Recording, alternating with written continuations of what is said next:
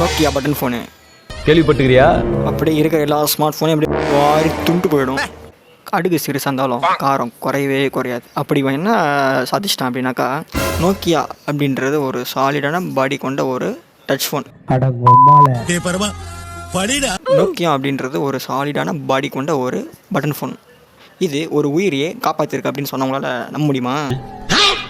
சொல்கிறேன், மக்களுக்காக சொல்றேன். 2010 ஆப்பிரிக்கா பிளேஸில் ஒரு பர்சன் பஸ்ஸில் ட்ராவல் பண்ணிகிட்டே இருந்திருக்காங்க. அந்த டைமில் ஒரு ராபரிஸ் எல்லாமே அட்டாக் பண்ண வந்துட்டு இருக்காங்க. எல்லாருமே கண்ணும் கையமாக வந்து அழிஞ்சிட்டு இருந்திருக்காங்க. ராபரிஸ் வந்து எதிர்பாராமல் ஷூட் ஆனதுனால ஒரு பர்சனோட சட்டையில் நோக்கியா ஃபோன் இருந்திருக்க போல். ஸோ அதோட புல்லட் வந்து பார்த்தீங்கன்னா நோக்கியா ஃபோன் பட்டு அந்த நோக்கியா ஃபோனை வந்து பார்த்தீங்கன்னா தெரிச்சிருச்சு.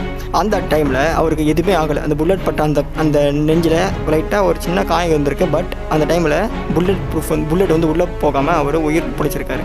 எவ்வளோ ஒரு ஷாக்கான நியூஸை பாருங்கள். ஒரு 500 ஒரு 1000 ரூபாக்குள்ளே இருக்கிற ஒரு பட்டன் ஃபோன், நோக்கியா பிராண்டோட பட்டன் ஃபோனை இன்றைக்கி அவரோட உயிர் காப்பாற்றிருக்கு. நினச்சிருந்தா அவர் அந்த பட்டன் ஃபோனை கட்டி பூச்சாலலாம்.